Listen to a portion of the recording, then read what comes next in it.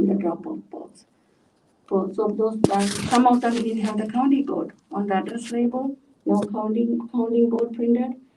Some of the envelope didn't have ballot number printed on the address label. So, but the the thing really concerned me when I saw those ballots. All of them were opened. Some of them were upside down. What does that mean, that they were all open?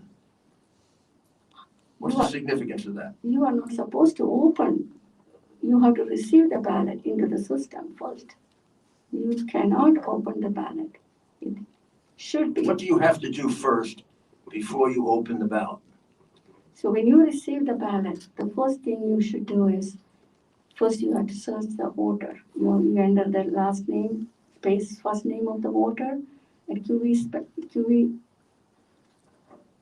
scan, and then you will locate that voter. Then you will get the absentee voter details. You will match the signature on the absentee ballot return envelope with the signature in the file, QVF file, qualified voter file. Once it is verified, then you have to receive it. You have to receive that into the system. Once you receive it, then you have to place your initials, ballot number. Actually, you have to place twice your initials on the ballot return envelope. One for the date you received, one for the ballot number. So that's required. You are required to do that as a processor. Was that being done? No, Was that being done by anyone else that you could see in the entire facility? no. Actually, I Were was you the told. only one doing it? No. When I was trying to do that, the required, step-by-step process, I was told by my supervisor, Ms. Aldridge, no, don't look for anything. Do not check anything. Just enter the date, November 2nd, keep going. We have lots of ballots. We have to finish this. I need you to do as fast as you can. Just enter November 2nd, keep going. Then I did one or two of them like that. But this is a really,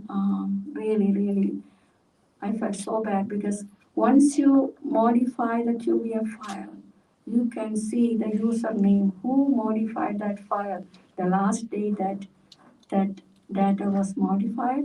So if you click, you will see who modified. So when I clicked it was my username and the date, it will show. So basically, even though the received date was ended as November 2nd, when you click the QVF file, you will see username, my username, and the date I entered is November 4th.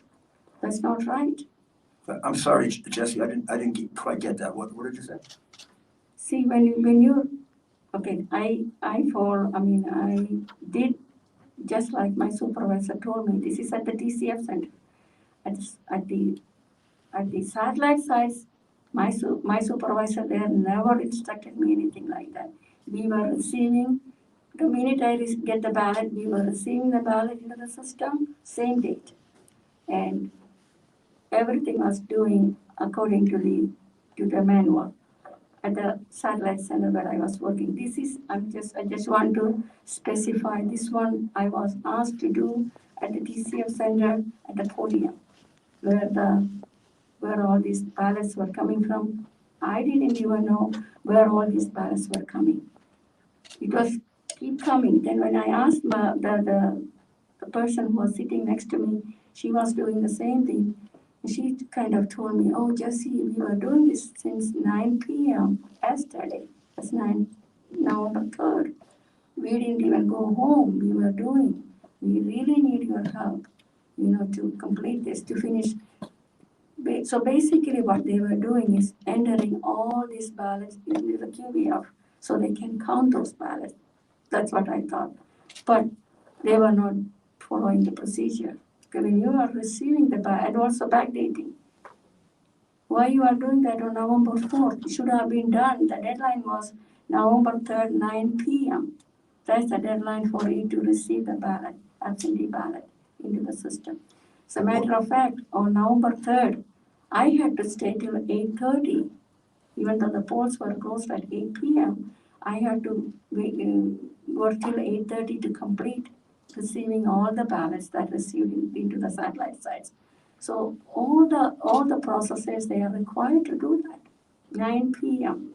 November 3rd. At 8 p.m. is the poll closing time, and you will get 1 hour grace period. So 9 p.m.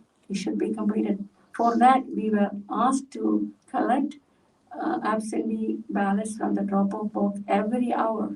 Every hour we were doing it. And we were receiving the ballot to the QBF on November 3rd, every hour. So Every hour you were doing what? Receiving the ballot. We will go to the drop-off box in front of the satellite location, and we will collect the absentee ballots. We'll bring it to the table, and whatever you are doing, you will set aside all the work that you are doing. You will make sure the ballot is, because for the Michigan's election, Michigan official manual, this is written. Immediate recording of the ballot is required into the QDF. Immediate recording. Once you receive the ballot, immediate recording is required. Not after 3 days or after 2 days, no. Your supervisor, Carol Aldridge. We were doing that. We were doing that in our satellite sites per the Michigan's, what is written in the manual. Was anybody else doing what you were doing? Oh, myself, there was another processor, my supervisor, all three of us, we were doing that. Your supervisor ordered you, though, not to invalidate any ballots, not to look for deficiencies, not to check signatures. And then when you did it, she got angry at you, didn't she? But that's the one at TCF Center, Miss Aldridge. Miss Aldridge, yes, Miss Aldridge, I'm talking. Yes. Oh, she was so angry, and you know what she did? It was around 11 o'clock. She said, Miss Eka, you can take your lunch break. I said, I just had my snack. It's only 11 o'clock. She said, no, take lunch break. I said, what, 30 minutes? No, you can take 2 hour lunch break. Just take 2 hour lunch break. Then I said, okay, I will leave my bag and my jacket and everything here. She said, no, take everything. And you can go upstairs. She showed me where is the escalator. Go to upstairs, that's where the lunch room is. So I had to go. I left my laptop on the table there. I went there upstairs, and there were lots of people, and I was, because of the COVID, I didn't eat anything. I just, actually, there were free lunch for everybody, so I just ate applesauce. Then I came down. When I came down, Jesse, before we get there, why don't you tell us what that dispute was about? You put a sticky on the ballot saying that it was an invalid ballot. Yes. Because it was issued after the deadline. Yes. And she wanted you to backdate it, correct? Yeah, let me explain. What happened was when I was told to enter November 2nd as the receive date, I noticed one of the ballot, the date was November 3rd, absentee ballot. The deadline for absentee ballot issuance is November 2nd, 4 p.m. So it was issued on November 3rd, election day. It was received, everything on November 3rd. Then I checked whether that voter is a new registered voter, newly registered. No, he was not registered on November 3rd. He was registered sometime in 2010, 10 years ago.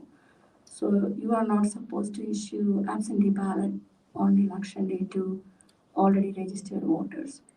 So I right away talked to Mr. Daniel Baxter. He was standing next to me. I put a note. Please tell us who Mr. Baxter. So Mr. Baxter was right nearby? Yes. And you gave the ballot to him? With that sticky note. And is his name Daniel Baxter? Yeah, Mr. Daniel. And what's his role? What's his title? I know I don't know whether he is the director. I know he was in charge of the operation on that floor. One of the senior most. Okay, we'll find out what his role was. And what about, wasn't his boss there too? A gentleman named Chris Thomas? Yes. So when I give that ballot, What did they conclude about this invalid ballot? so with a sticky note, because with all this noise and everything in the TCF center and with the mask, when you talk, they won't be able to hear. So I always used to write down the sticky note so that they know exactly what I'm trying to convey to them. So I wrote invalid so-and-so reason. It was issued on November 3rd, absentee ballot after the deadline. So I showed to Mr. Baxter, and he took that to, Mr. Chris Thomas was standing nearby. So he showed that to Mr. Thomas with a sticky note. And after Mr. Thomas read that note, he said, yeah, she's right. But why should we punish voters for processors' mistake? Okay, that's what he said. Why should we punish voters for processors' mistake? But was he in charge of the effort for Detroit? Was he the person in charge? That's what I found out Mr. later.